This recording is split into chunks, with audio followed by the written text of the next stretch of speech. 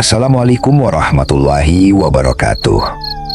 Balik lagi bareng gue Bang Senja di channel Senja Pahing, tempat dimana kisah-kisah gelap dari balik bayangan diceritakan kembali. Kisah horor kali ini berjudul Ritual Pembawa Petaka. Seperti apa kisahnya? Daripada makin penasaran, langsung aja kita mulai ceritanya.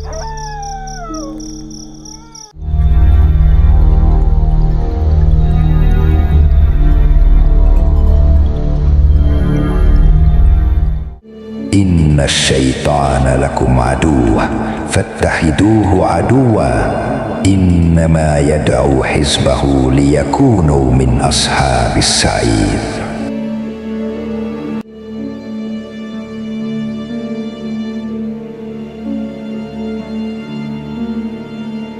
Sudah mau 3 bulan, Jo. Tetes air terakhir dari langit itu rasanya sudah kayak mimpi. Suara serak Warso memecah keheningan sore yang panas di warung kopi Mpok Mina. Ia menatap cangkir kopinya yang tinggal menyisakan ampas pekat, seolah melihat bayangan sawahnya yang retak-retak di sana. Harjo, pria berperawakan tegap dengan garis-garis wajah yang mulai mengeras karena terik matahari, hanya menghela napas panjang. Asap dari rokok kretek yang menari-nari malas di udara yang terasa berat dan kering. Mau bagaimana lagi, Kang? Gusti Allah yang punya kuasa, jawabnya pelan. Meski dalam hatinya, kesabaran itu sudah setipis kulit ari. Sumur di belakang rumahnya kini hanya mengeluarkan lumpur. Istrinya, Lestari, harus berjalan hampir 2 kilometer ke mata air di perbatasan desa hanya untuk mendapatkan 2 jerikan air bersih setiap hari. Itu pun airnya sudah tidak sejernih dulu. Di sudut warung, beberapa bapak-bapak lain ikut menimpali. Obrolan mereka berputar di situ-situ saja. Gagal panen, harga gabah yang anjlok, dan ternak yang mulai kurus kering. Keputusasaan terasa seperti debu yang menyelimuti genting wetan. Masuk ke dalam rumah, ke dalam paru-paru, dan meresap ke dalam jiwa setiap warganya. Desa Kending Wetan sebenarnya bukan desa yang miskin. Tanahnya subur, dialiri oleh kali Asat yang menjadi urat nadi kehidupan mereka. Namun sudah hampir 100 hari, sungai itu benar-benar mengering sesuai namanya. Dasarnya yang berbatu dan berlumpur kini terlihat jelas, menjadi pemandangan yang menyayat hati. Kalau begini terus kita makan apa tahun depan? Celetuk Yatno, seorang peternak bebek yang wajahnya selalu terlihat cemas. Di tengah keluh kesah itu, sesosok pria tua berjalan pelan memasuki warung. Langkahnya sedikit diseret, namun matanya masih tajam menyorot. Ia adalah Mbah Kusen, tetun desa yang paling dihormati, sekaligus paling ditakuti. Usianya tak ada yang tahu pasti, tapi orang-orang bilang ia sudah ada di desa itu bahkan sebelum jembatan bambu pertama dibangun di atas kali Asat. Mbah Kusen duduk di bangku panjang, memesan teh tawar panas tanpa gula pada Mpok Mina.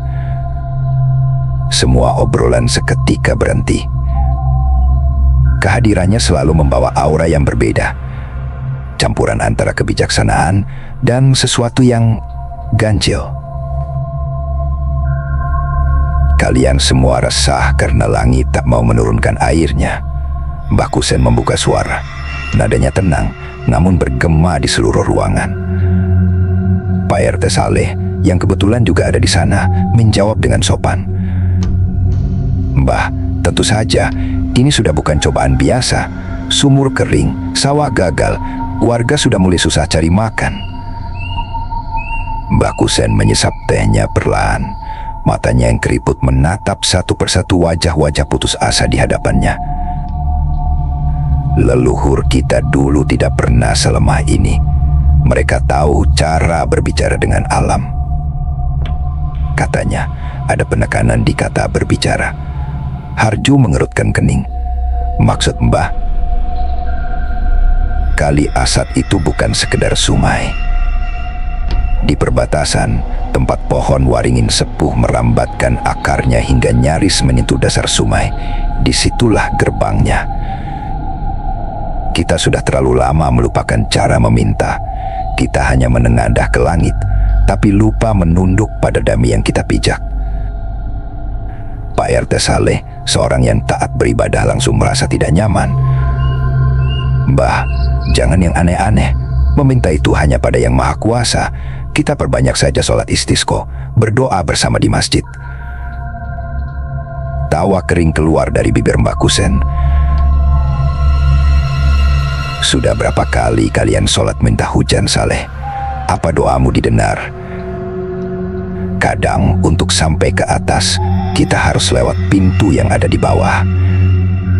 Ini bukan soal menyembah, tapi soal menghormati penjaga tanah ini. Suasana menjadi tegang. Apa yang diucapkan Mbah Kusen berada di garis tipis antara tradisi dan kemusyrikan. Namun keputusasaan adalah pupuk terbaik untuk tumbuhnya binih-binih ketenakatan. Lalu, apa yang harus kami lakukan, Mbah? Warso bertanya, mewakili rasa penasaran semua orang. Mbah Kusen menatap lurus ke arah Harjo. Tatapannya seolah menembus hingga ke dalam benak. Kumpulkan beberapa pria paling berani di desa ini. Nanti malam, saat bulan tepat di atas kepala, kita ke perbatasan Kali Asat. Bawa beberapa sesaji sederhana, bukan untuk jin atau setan, tapi sebagai tanda permisi pada Dia yang menjaga air di tanah ini. Kita akan melakukan ritual kecil, ritual yang sudah lama dilupakan. Harjo merasakan bulu kuduknya meremang.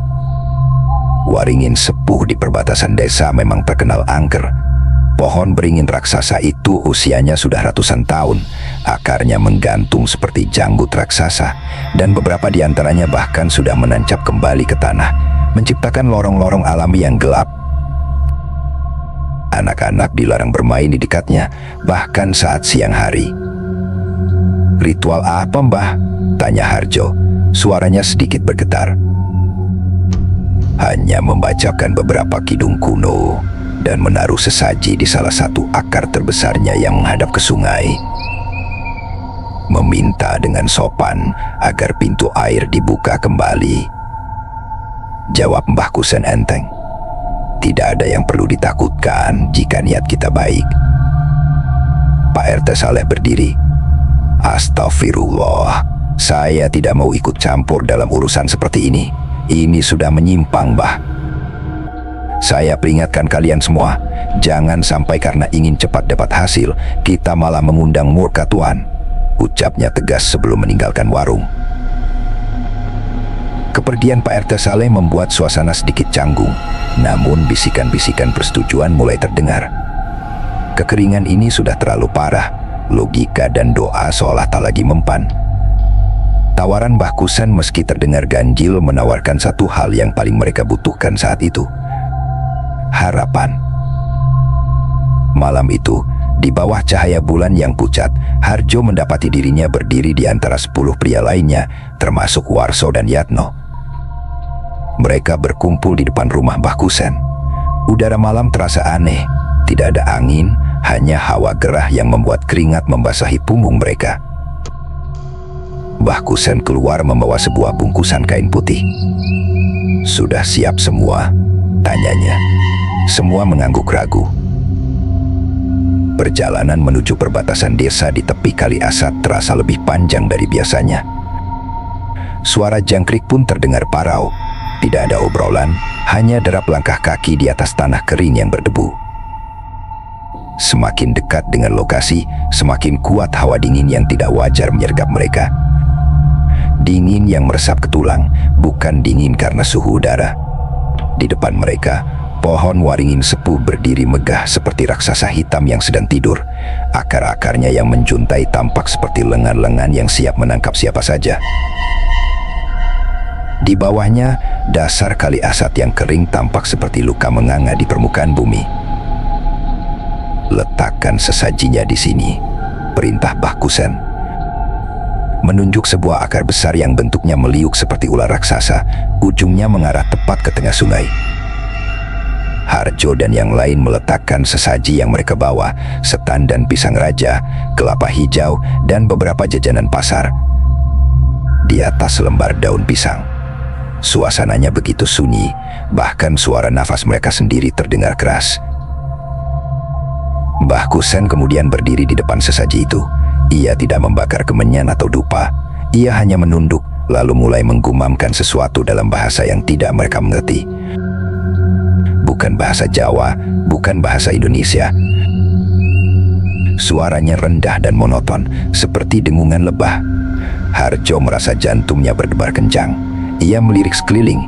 Wajah teman-temannya pucat pasi di bawah sinar rembulan. Tiba-tiba, ia merasakan sesuatu. Getaran halus dari tanah yang ia pijak, sangat halus, seperti ada sesuatu yang besar bergerak di bawah sana. Lalu dengungan Mbah Kusen berhenti. Hening. Tidak terjadi apa-apa. Tidak ada suara, hanya sunyi yang mencekik.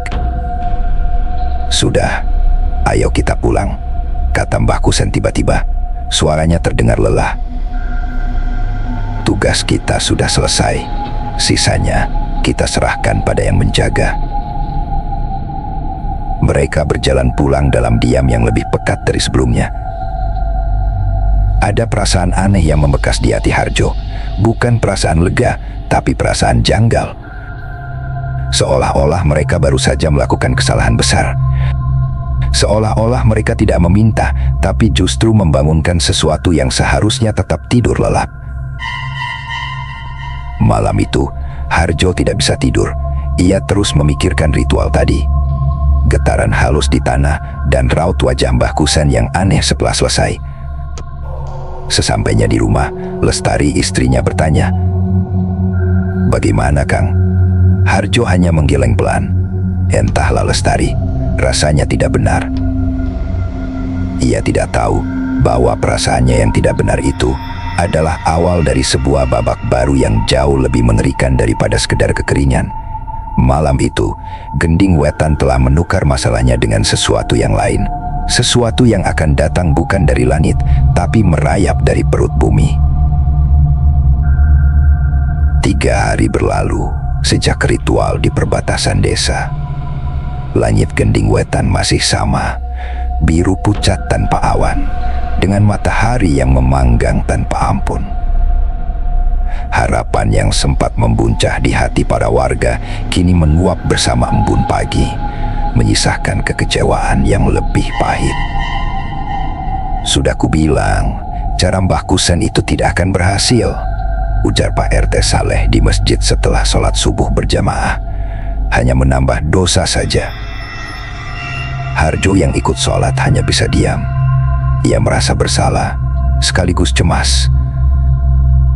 Gagalnya ritual itu membuat ia semakin yakin ada yang salah malam itu.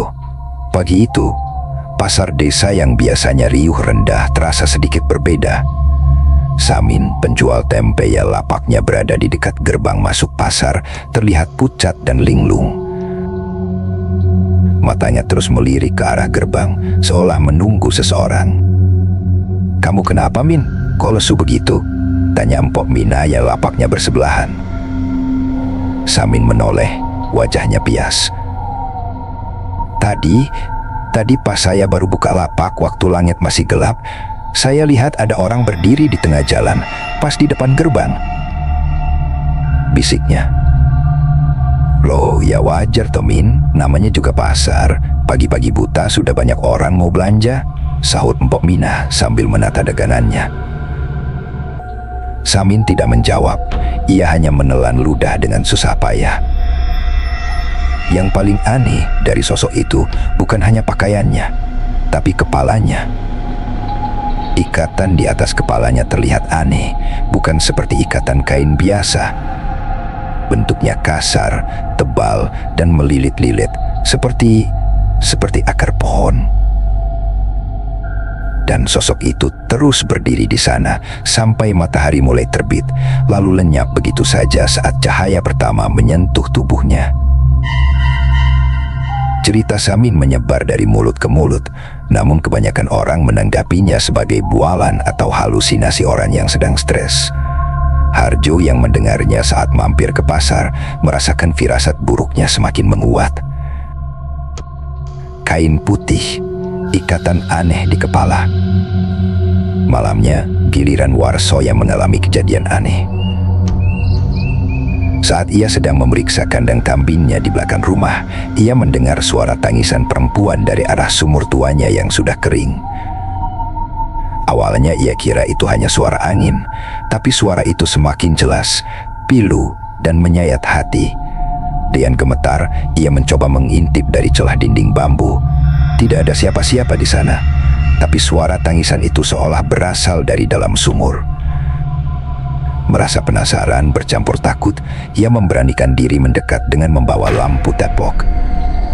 Saat ia menyorotkan cahaya ke bibir sumur, tangisan itu berhenti. Namun ia mencium aroma aneh.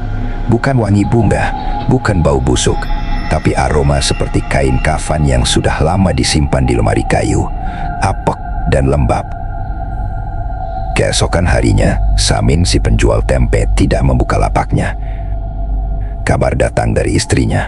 Samin jatuh sakit, badannya demam tinggi, menigau tidak karuan.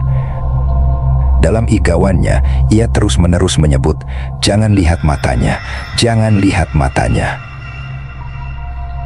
Dokter dari kecamatan yang datang memeriksa hanya bilang Samin kelelahan dan dehidrasi parah, tapi warga desa tahu ini bukan sakit biasa.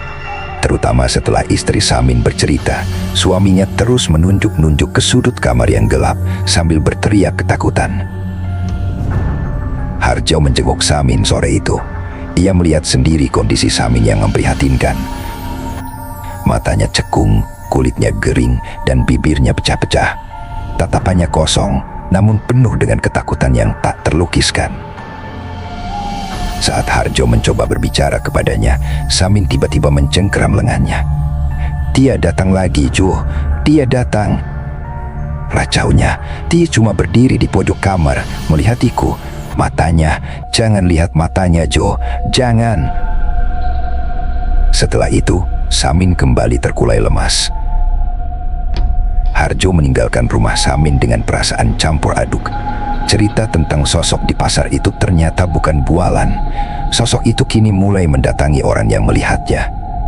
Malam itu, Harjo tidak bisa memejamkan mata. Setiap kali ia coba tidur, bayangan cerita Samin mengiang di kepalanya. Sekitar pukul 1 malam, saat desa sudah benar-benar senyap, ia mendengar suara dari luar.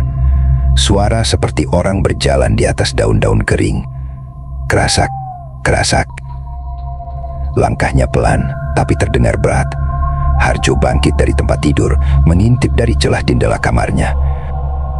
Jantungnya terasa berhenti berdetak.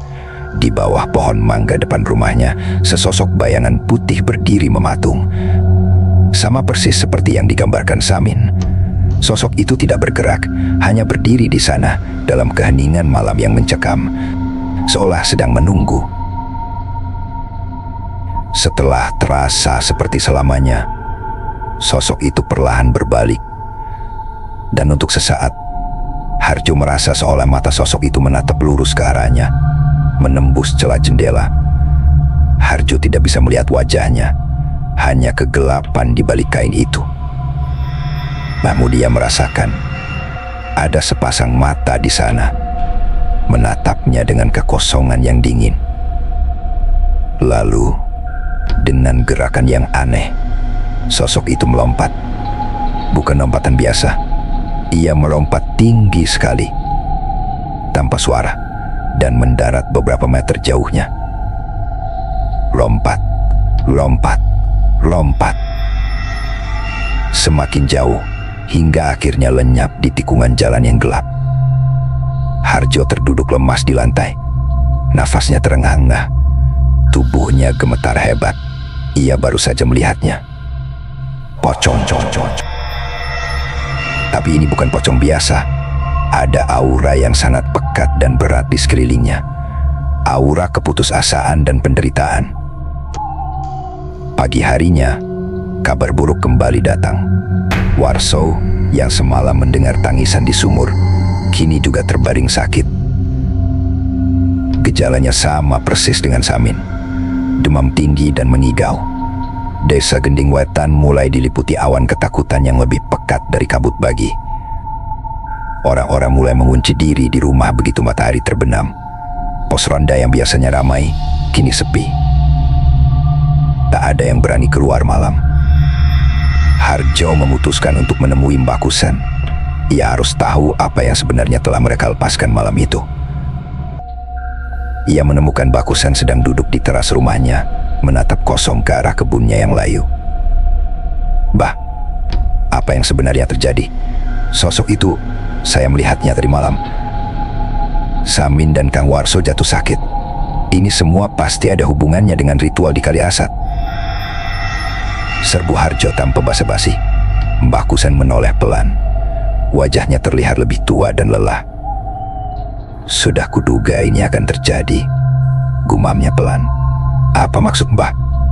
"Mbah tahu ini akan terjadi," desak Harjo, nadanya mulai meninggi. "Kita tidak membangunkan penunggu air, Harjo. Kita membangunkan dia yang tertidur di akar waringin sepuh. Dia yang dikorbankan di masa lalu. Dia tidak marah. Dia hanya bingung, mencari sesuatu." "Mencari apa? Dan kenapa Samin dan Kang Warso jadi korban?" Mereka tidak sengaja melihatnya terlalu lama, menatap langsung ke matanya. Mata itu menyimpan sisa-sisa penderitaan terakhirnya. Siapapun yang melihatnya akan ikut merasakannya. Jiwa mereka terguncang. Harjo merasa kepalanya pening. Semua ini terlalu rumit. "Lalu, apa yang harus kita lakukan, Mbah? Apa kita harus mengembalikannya?" Mbah Kusen menggeleng lemah. "Tidak bisa. Sekali terbangun, dia tidak bisa ditidurkan kembali sampai dia menemukan apa yang dicarinya. Atau sampai dia mendapatkan gantinya." Kalimat terakhir Mbah Kusen terdengar seperti bisikan maut di telinga Harjo. "Gantinya? Apa maksudnya?"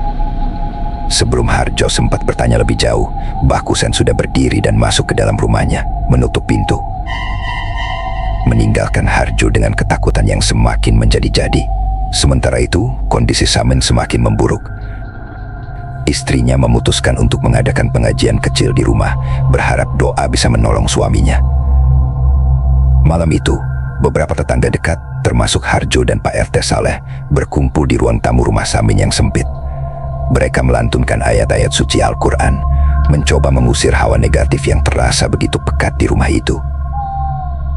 Di tengah-tengah pembacaan surat Yasin, tiba-tiba lampu teplok yang menjadi penerangan utama di ruangan itu meredup. Nyalanya bergoyang-goyang hebat seolah ditiup angin kencang, padahal semua jendela dan pintu sudah tertutup rapat. Kedebuk, suara benda jatuh terdengar dari kamar Samin. Semua orang terdiam, saling berpandangan. Istri Samin dengan wajah cemas segera berlari ke kamar. Jeritan histerisnya membuat semua yang ada di ruang tamu melompat dan bergegas menyusul. Di dalam kamar, mereka menemukan Samin sudah terjatuh dari tempat tidurnya. Matanya melotot, mulutnya menganga, namun ia sudah tidak bernafas. Yang lebih mengerikan adalah posisi tubuhnya, kaku. Dengan kedua tangan seolah mencakar-cakar lehernya sendiri, dan di sudut kamar yang gelap, beberapa orang bersumpah melihat bayangan putih yang lenyap sesaat setelah mereka masuk.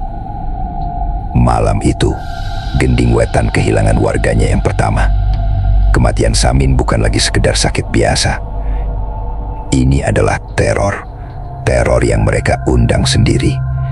Dan Harjo tahu, ini barulah permulaan. Sosok itu tidak akan berhenti.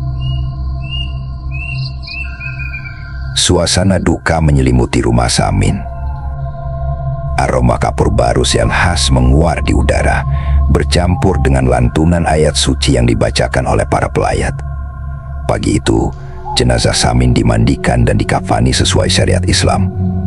Harjo ikut membantu mengangkat jenazah ke tempat pemandian. Saat itulah ia melihatnya. Leher Samin membiru dengan bekas cakaran yang dalam, seolah ia berusaha melepaskan diri dari cekikan yang tak terlihat. Pak RT Saleh memimpin prosesi dari awal hingga akhir. Wajahnya tegang, penuh duka sekaligus amarah yang tertahan. Saat jenazah Samin diusung menuju pemakaman, seluruh desa seolah ikut mengantar. Langkah mereka terasa berat, diiringi isak tangis keluarga yang ditinggalkan. Tak ada yang membicarakan penyebab kematian Samin secara terang-terangan. Namun semua orang tahu, ketakutan itu terpancar jelas dari mata mereka. Di pemakaman, saat tanah merah terakhir dipimbun di atas pusara Samin, Harjo melihat Mbah Kusen berdiri di kejauhan di bawah pohon kambuja. Ia tidak ikut mendekat, hanya memandang dari jauh dengan ekspresi yang sulit diartikan. Seolah ada penyesalan, namun juga kepasrahan. Malamnya, tahlilan hari pertama digelar di rumah Samin. Warga berbondong-bondong datang, memenuhi ruang tamu hingga teras. Mereka berdoa untuk almarhum, sekaligus mencari kekuatan dalam kebersamaan. Namun, teror tidak mengenal waktu. Di tengah husyuknya doa, tiba-tiba terdengar suara ketukan keras di pintu depan. Tok, tok, tok. 3 kali ketukan. Keras, mantap, dan tanpa jeda. Semua orang terdiam. Lantunan tahlil berhenti seketika. "Siapa itu malam-malam begini?" tanya salah seorang warga. Istri Samin yang duduk di barisan perempuan terlihat ketakutan. "Saya tidak tahu, tidak ada janji dengan siapa-siapa." Pak RT Saleh berinisiatif. "Biar saya yang buka." Dengan langkah hati-hati, ia berjalan ke pintu. Semua mata tertuju padanya. Saat tangannya membuka grendel pintu kayu itu, angin malam yang dingin langsung terobos masuk, membuat beberapa lampu teplok bergoyang. Di luar, tidak ada siapa-siapa, hanya halaman gelap dan keheningan malam. "Tidak ada orang," kata Pak RT Saleh, wajahnya bingung. Ia melongo ke kanan dan ke kiri, jalanan desa sepi. Namun saat ia hendak menutup pintu kembali, matanya menangkap sesuatu di tanah, tepat di depan ambang pintu. Selembar daun beringin yang masih segar. Aneh, karena pohon beringin terdekat berjarak puluhan meter dari rumah Samin. Dari mana datangnya daun ini? Kejadian itu membuat suasana tahlilan menjadi semakin mencekam. Doa dilanjutkan dengan lebih cepat, dan setelah selesai, para warga segera bergegas pulang ke rumah masing-masing, tak berani berlama-lama di jalan. Teror kini terasa lebih personal. Ia tidak lagi hanya menampakkan diri dari kejauhan. Ia mulai berinteraksi, mengetuk pintu, meninggalkan jejak. Malam itu, Harjo benar-benar tidak bisa tidur. Ia duduk di ruang tengah bersama Lestari, istrinya. Keduanya hanya diam, ditemani suara detak jam dinding yang terasa begitu lambat. "Kang, aku takut," bisik Lestari. Suaranya bergetar. Harjo meraih tangan istrinya, menggenggamnya. "Aku di sini, tidak akan terjadi apa-apa." Tapi ia sendiri tidak yakin dengan ucapannya. Tiba-tiba, dari arah dapur, terdengar suara gelas jatuh dan pecah. Keduanya tersentak kaget. Harjo segera mengambil sebatang baku bakar dari sudut ruangan, sementara Lestari mengikutinya dari belakang dengan gemetar. "Siapa di sana?" teriak Harjo. Tidak ada jawaban. Dengan hati-hati, Harjo melangkah ke dapur yang gelap. Ia meraba dinding, mencari lampu minyak. Begitu cahaya menerangi ruangan, mereka melihat pecahan gelas berserakan di lantai. Tapi bukan itu yang membuat darah mereka serasa membeku. Di lantai tanah dapur yang sedikit basah karena tumpahan air, ada jejak kaki. Jejak kaki telanjang, tapi bentuknya aneh. Jari-jarinya terlihat sangat panjang dan kurus. Dan yang paling mengerikan, jejak kaki itu hanya ada satu. Satu jejak di dekat pecahan gelas, lalu tidak ada jejak lainnya. Seolah pemiliknya muncul begitu saja di titik itu, lalu lenyap. "Ayo, kembali ke kamar," bisik Harjo panik. Ia menarik Lestari menjauh dari dapur. Mereka mengunci kamar dari dalam, menyandarkan sebuah lemari kecil di depannya. Malam itu, Mereka lalui tanpa tidur, duduk bersandar di dinding, mendengarkan setiap suara kecil dari luar dengan jantung berdebar. Keesokan paginya, saat Harjo memberanikan diri keluar, ia menemukan sesuatu yang lain. Pintu depan rumahnya yang semalam ia kunci rapat-rapat, kini penuh dengan goresan-goresan tipis. Goresan yang dibuat oleh sesuatu yang tajam, seperti kuku yang panjang. Dan di gagan pintunya tergantung seikat kecil akar-akaran kering. Jenis akar yang sama seperti yang menjuntai dari pohon waringin sepuh. Ini adalah pesan, sebuah penanda. Ketakutan Harjo mencapai puncaknya. Ini bukan lagi soal warga desa. Sosok itu kini mengincar keluarganya. Ia tidak tahu kenapa, tapi ia tidak mau menunggu hingga Lestari atau anak sematawayangnya, Danu, yang masih berumur 6 tahun, menjadi korban berikutnya. Siang itu juga, Harjo mendatangi Pak RT Saleh. "Pak RT, saya tidak tahan lagi. Kita harus melakukan sesuatu." Pak RT Saleh tampak sama putus asanya. "Saya sudah coba, Jo. Kita sudah adakan doa bersama, yasinan setiap malam, tapi sepertinya ini di luar kuasa kita. Lalu kita diam saja menunggu giliran," sergah Harjo. "Bagaimana dengan Mbah Kusen? Dia yang memulai semua ini. Dia harusnya tahu cara mengakhirinya." Saat mereka sedang berdebat di teras rumah Pak RT, Yatno, si peternak bebek, datang tergopoh-gopoh. Wajahnya pucat pasi, nafasnya tersenal-senal. "Pak RT, Harjo, di pasar. Lah, di pasar." "Ada apa di pasar, Yatno? Bicara yang jelas," bentak Pak RT Saleh. "Dia, sosok itu, muncul lagi." Tanpa pikir panjang, Harjo dan Pak RT Saleh langsung berlari menuju pasar, diikuti oleh Yatno dan beberapa warga lain yang mendengar keributan itu. Pasar yang seharusnya ramai kini sunyi senyap. Para pedagang dan pembeli berkumpul di satu sisi, menatap dengan ngeri ke arah gerbang masuk. Di sana, di tempat yang sama di mana Samin pertama kali melihatnya, sosok itu berdiri. Kali ini siang bolong. Meskipun matahari bersinar terik, area di sekitar sosok itu terasa teduh dan dingin. Dan kali ini wujudnya terlihat sangat jelas. Sebuah pocong. Kain kafannya kusam dan penuh noda tanah, tapi yang paling mengerikan adalah bagian kepalanya. Ikatan di atas kepalanya bukan tali pocong biasa. Itu adalah jalinan akar pohon beringin yang tebal dan kasar, melilit erat hingga kain kafannya tertarik, memperlihatkan sedikit kontur wajah di baliknya. Akar-akar itu tampak hidup, beberapa ujungnya yang kecil bahkan masih meneteskan getah hitam pekat. Ia hanya berdiri diam mematung, seolah tidak peduli dengan puluhan pasang mata yang menatapnya dengan ketakutan.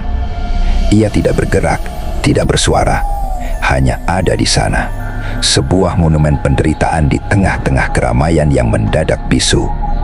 "Astagfirullahalazim," desis Pak RT Saleh, tubuhnya gemetar. Harjo merasakan kakinya lemas. Melihatnya dari dekat di siang hari seperti ini jauh lebih mengerikan. Aura dingin yang dipancarkannya begitu kuat, membuat udara di sekitarnya terasa berat untuk dihirup. Tiba-tiba, sosok itu perlahan mengangkat kepalanya. Gerakannya kaku, seperti engsel yang sudah berkarat. Ia seolah sedang mencari seseorang di antara kerumunan. "Jangan lihat matanya, semuanya, tundukkan kepala," teriak Harjo, teringat pesan terakhir Samin. Warga yang mendengar langsung panik. Mereka membuang muka, menunduk atau bahkan menutup mata. Tidak ada yang berani menatap langsung ke wajah pocong itu. Namun ada satu orang yang terlambat. Seorang ibu, pedagang sayur yang berdiri paling depan karena rasa penasaran. Ia terlanjur menatap lurus ke bagian wajah pocong itu, tepat saat kainnya sedikit tersingkap oleh angin, memperlihatkan dua lubang gelap yang seharusnya menjadi tempat mata. "Ah!" Ibu itu menjerit melengking, kedua tangannya mencengkeram kepalanya sendiri. Ia jatuh terduduk, tubuhnya kejang-kejang hebat. Matanya melotot, persis seperti Samin sebelum meninggal. Suasana menjadi kacau balau. Orang-orang berlarian tunggang langgang, menjerit, dan saling dorong untuk menjauh dari pasar. Mereka meninggalkan dagangan, keranjang belanja, dan semua barang mereka begitu saja. Dalam sekejap, pasar itu kosong, hanya menyisakan ibu yang masih kejang-kejang di tanah dan sosok pocong yang masih berdiri diam di tempatnya. Harjo dan Pak RT Saleh dengan sisa keberanian yang mereka miliki menarik ibu itu menjauh dari sana. Beberapa warga lain membantu membawanya ke rumah Pak RT. Saat Harjo menoleh ke belakang untuk terakhir kali, ia melihat pemandangan yang tak akan pernah ia lupakan seumur hidupnya. Sosok pocong itu perlahan menundukkan kepalanya kembali. Lalu, dengan gerakan yang mustahil, tubuhnya seolah melebur menjadi bayangan dan meresap ke dalam tanah, lenyap tanpa bekas. Hanya menyisakan selembar daun beringin kering di tempat berdirinya. Gending Wetan lumpuh total. Pasar ditutup, tidak ada yang berani keluar rumah bahkan untuk ke sawah. Desa itu seperti mati. Teror kini tidak lagi bersembunyi dalam gelap. Ia sudah berani menunjukkan wujudnya di bawah sinar matahari. Harjo tahu, ia tidak punya pilihan lain. Ia tidak bisa melawan. Satu-satunya jalan keluar adalah pergi dari desa ini. Pergi sejauh mungkin. Malam itu juga, ia memberitahu Harjo keputusannya. Kita berkemas. Besok subuh, sebelum matahari terbit, kita pergi dari sini, kata Harjo dengan suara mantap. Lestari menatapnya dengan mata berkaca-kaca. Pergi kemana, Kang? Ini satu-satunya rumah yang kita punya. Kemana saja asal bukan di sini. Aku tidak akan membiarkanmu dan Danu menjadi korban berikutnya. Aku lebih baik meninggalkan rumah dan tanah daripada kehilangan kalian, jawab Harjo tegas. Malam itu, mereka berkemas dalam sunyi. Hanya diterangi satu lampu teplok, memasukkan pakaian dan barang-barang seadanya ke dalam karung. Setiap suara dari luar membuat mereka terloncat. Perasaan diawasi begitu kuat, seolah dinding rumah mereka tidak mampu lagi melindungi. Harjo tahu, lari mungkin bukan solusi, tapi ia harus mencoba. Demi keluarganya.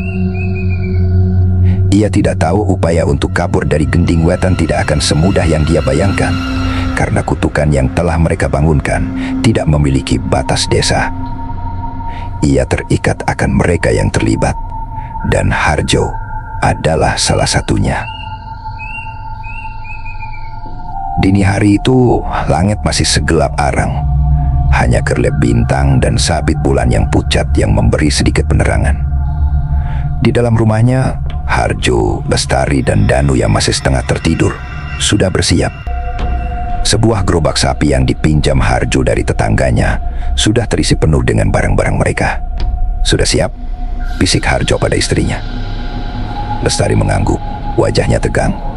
Ia menggendong Danu yang bersandar lelap di bahunya. Dengan langkah sepelan mungkin, mereka keluar dari rumah, menarik gerobak itu melewati jalanan desa yang sunyi senyap.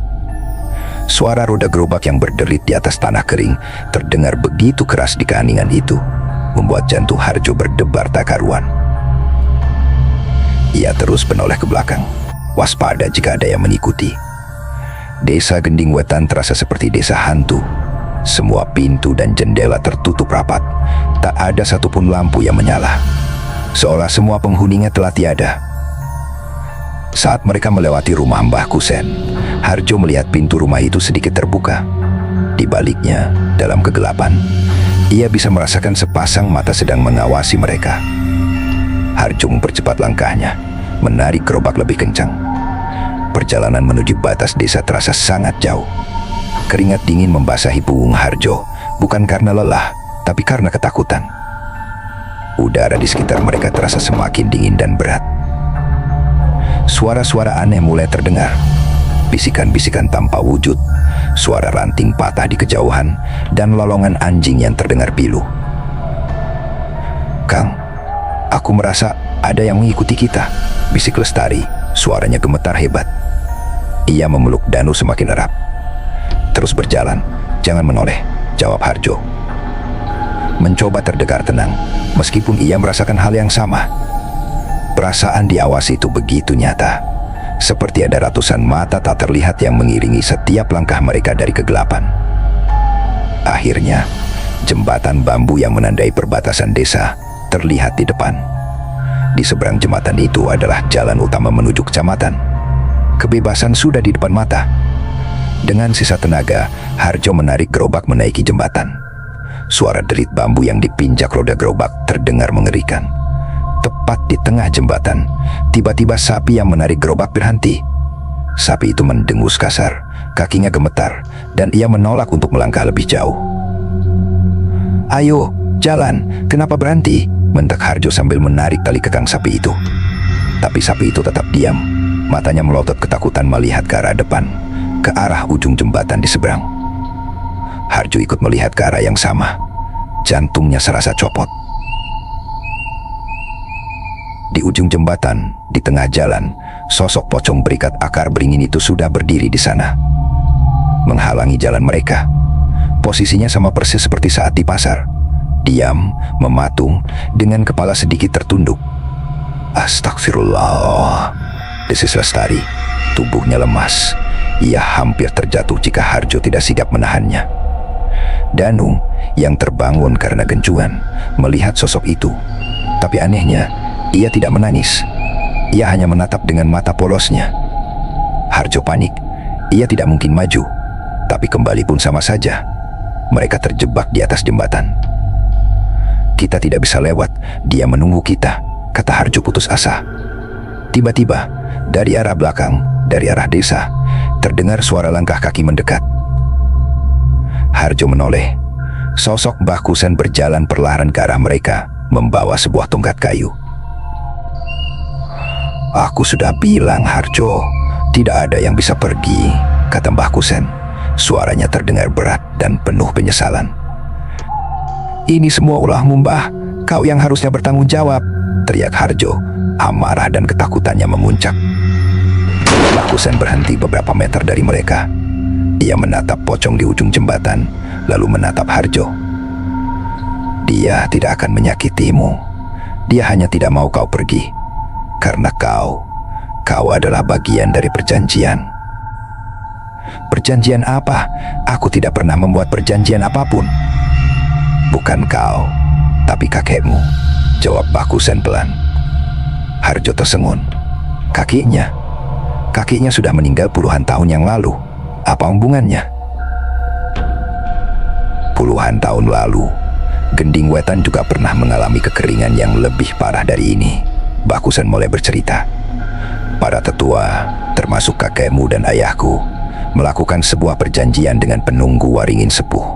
Bukan meminta hujan, tapi meminta kemakmuran abadi untuk desa ini." Napas Harjo tercekat. "Pesugihan. Perjanjian itu meminta imbalan," lanjut Mbah Kusen. Matanya berkaca-kaca. "Satu tumbal dari garis keturunan para pembuat perjanjian. Setiap kali akar utama waringin sepuh menyentuh dasar kali asat yang kering, sebagai pengingat dan sebagai penyambung kekuatan." Lidah Harjo terasa keluh. Ia tidak bisa berkata-kata. "Tumbal pertama adalah Kito, anakku satu-satunya." Suara Mbah Kusen pecah. "Aku mengorbankannya di sana, di bawah akar itu, demi kemakmuran yang dijanjikan. Dan selama bertahun-tahun, desa kita makmur. Panen selalu berhasil, bahkan saat desa lain kekeringan." Harjo menatap sosok pocong di depannya dengan ngeri. "Jadi, itu Kito, anak Mbah Kusen sendiri. Tapi, aku semakin tua. Aku tidak punya keturunan lagi untuk melanjutkan perjanjian. Dan tahun ini, akarnya kembali menyentuh dasar sungai. Perjanjiannya harus diperbaharui." Penjaganya marah. Ia menutup sumber air sebagai peringatan. "Ritual yang kita lakukan malam itu bukanlah untuk meminta hujan, Harjo. Itu adalah upaya putus asaku untuk menenangkan arwah Gito yang mulai resah. Karena perjanjiannya goyah, aku berharap dengan kehadiran kalian, para keturunan pembuat perjanjian, arwahnya akan tenang. Tapi aku salah. Aku malah membangunkannya sepenuhnya. Jadi, kekeringan ini, sosok ini, semua karena kau tidak memberikan tumbal baru? Tanya Harjo dengan suara bergetar karena ngeri. Mbah Kusen mengangguk lemah. Dia tidak meneror. Dia hanya mencari penggantinya, keturunan lain dari para pembuat perjanjian. Tiba-tiba Harjo teringat sesuatu. Silsilah keluarganya. Ia satu-satunya keturunan laki-laki dari kakeknya yang masih tinggal di Gending Wetan. Dan tatapan Pocong Gitu di ujung jembatan itu tidak tertuju padanya. Tatapannya melewati Harjo, tertuju pada Dano yang berada dalam gendongan Lestari. Darah serasa surut dari wajah Harjo. Ia mengerti sekarang. Pemahaman itu menghantam Harjo seperti batu besar, dingin, keras, dan mematikan. Sosok Dito tidak mengincarnya. Ia juga tidak mengincar Lestari. Tatapan kosong dari balik kain kafan itu tertuju lurus pada Danu, anaknya. Bocah laki-laki satu-satunya, generasi penerus dari garis keturunan salah satu pembuat perjanjian. Tidak, bisik Harjo. Tubuhnya gemetar hebat. Bukan lagi karena takut pada sosok pocong itu, tapi karena kengerian dari kebenaran yang baru saja terungkap. Tidak mungkin, jangan anakku. Mbah Kusen menatapnya dengan pandangan penuh rasa bersalah. Maafkan aku, Harjo. Aku tidak pernah menginginkan ini. Aku pikir dengan ritual itu aku bisa menundanya, mencari jalan lain. Tapi aku hanya memperburuk keadaan. Di ujung jembatan, Pocong Dito perlahan bergerak. Ia tidak melompat. Ia menggeser tubuhnya sedikit ke samping, seolah memberi jalan. Namun tatapannya tetap terkunci pada Danu. Pesannya jelas, kau boleh pergi, Harjo, tapi tinggalkan anakmu di sini sebagai penggantiku. Lestari mulai menangis tanpa suara. Tubuhnya berguncang hebat. Ia memeluk Danu begitu erat seolah ingin memasukkan anak itu kembali ke dalam rahimnya, melindunginya dari takdir mengerikan yang sedang menanti. Amarah yang luar biasa besar meledak di dalam dada Harjo, mengalahkan rasa takutnya. Ia menatap Mbah Kusen dengan mata merah. Kau korbankan anakmu sendiri, dan sekarang kau mau anakku juga menjadi korban keserakahan kalian. Bukan aku, Harjo. Itu perjanjiannya. Jika tidak ada pengganti, penunggu Waringin Sepuh akan mengambil seluruh desa. Kekeringan ini hanya permulaan. Setelah ini akan ada wabah, gagal panen total, kematian. Kita semua akan musnah. Aku tidak peduli dengan desa ini, teriak Harjo. Ia membalikkan gerobaknya dengan kasar, mengabaikan barang-barang mereka yang berjatuhan. Ayo, Lestari, kita kembali. Kita tidak akan menyerahkan Danu. Mereka berlari kembali ke arah desa, meninggalkan Mbah Kusen yang berdiri mematung di atas jembatan. Sosok Pocong Dito tidak mengejar. Ia hanya kembali ke posisi semula, berdiri diam di tengah jalan, seolah tahu mereka tidak akan bisa lari kemana-mana. Harjo tidak kembali ke rumahnya. Ia tahu tempat itu sudah tidak aman. Ia membawa keluarganya ke masjid, satu-satunya tempat yang ia harap bisa memberikan perlindungan. Di sana, mereka menemukan Pak RT Saleh dan beberapa warga yang juga sedang berlindung. Harjo menceritakan semua yang dikatakan Mbah Kusen tentang pesugihan, tumbal, dan perjanjian terkutuk itu. Wajah Pak RT Saleh mengeras karena marah dan ngeri. Ia akhirnya mengerti, akar dari semua malapetaka ini bukanlah kekuatan gaib yang murka, melainkan keserakahan manusia di masa lalu. Kurang ajar Mbah Kusen, dia menipu kita semua, garam Pak RT Saleh. Malam itu, masjid menjadi benteng terakhir bagi mereka. Warga yang tersisa berkumpul, melantunkan doa dan zikir tanpa henti.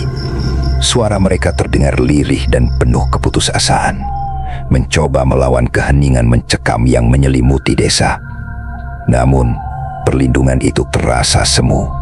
Dari luar, mereka bisa mendengar suara-suara itu. Suara langkah yang diseret, suara ketukan di dinding masjid, dan bisikan-bisikan dingin yang seolah menembus tembok. Sesekali, bayangan putih melintas di jendela. Itu bukan hanya gitu.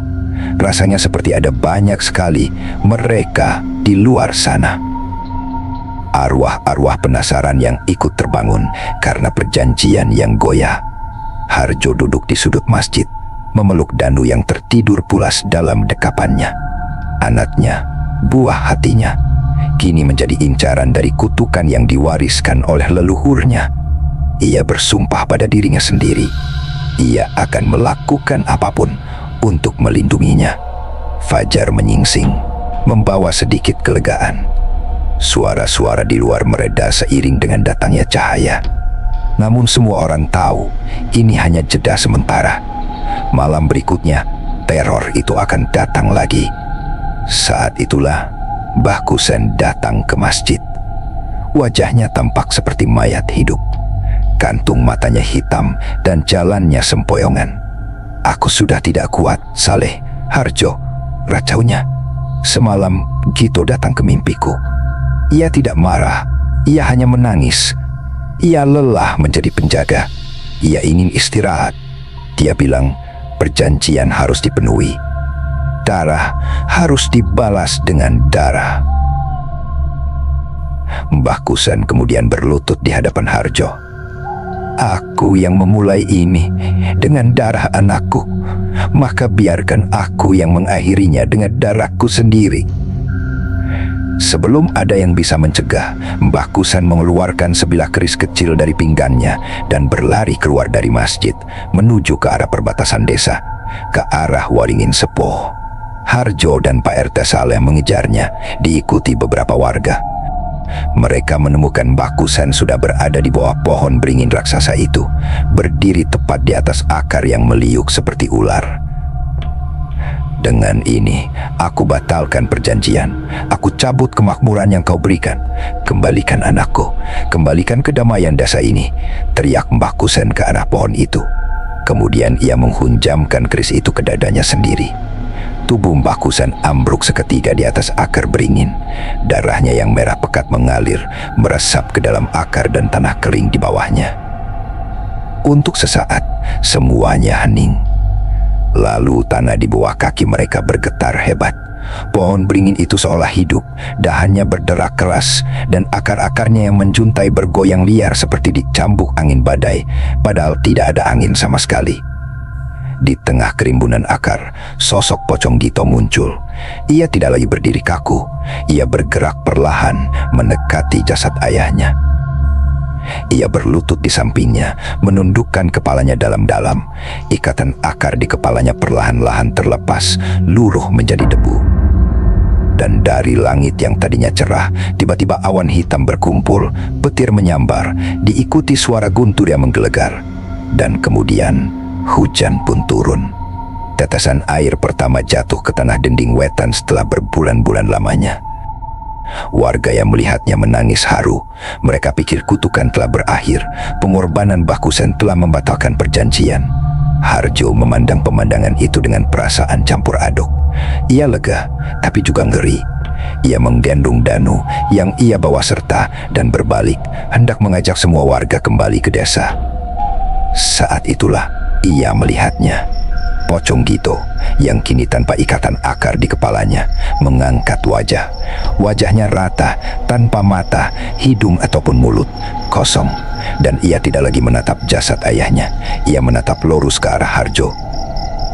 Lalu perlahan-lahan ia mengangkat tangannya yang terbalut kain kafan dan menunjuk. Bukan menunjuk Harjo, bukan juga menunjuk Danu. Ia menunjuk ke belakang Harjo, ke arah desa. Harjo berbalik. Di antara rintik hujan yang mulai deras, di jalan masuk desa berdiri puluhan sosok lainnya. Sosok-sosok putih kusam, pocong. Mereka berdiri dalam barisan yang rapi, diam tak bergerak, seolah sedang menunggu perintah. Harjo akhirnya mengerti. Ini adalah ending dingin yang paling kejam. Pengorbanan Bakusan tidak membatalkan perjanjian. Darahnya hanya dianggap sebagai bunga keterlambatan pembayaran tumbal. Perjanjiannya masih aktif.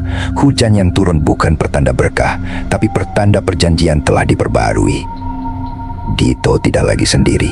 Arwahnya tidak lagi terikat sebagai penjaga tunggal. Dengan darah ayahnya, ia telah dibebaskan dari tugasnya. Dan kini, ia telah membangkitkan semua arwah yang pernah menjadi korban di Tanah Gending Wetan untuk menjadi penagih utang yang baru. Mereka tidak lagi menginginkan satu tumbal. Mereka menginginkan seluruh desa. Harjo memeluk Danu erat-erat.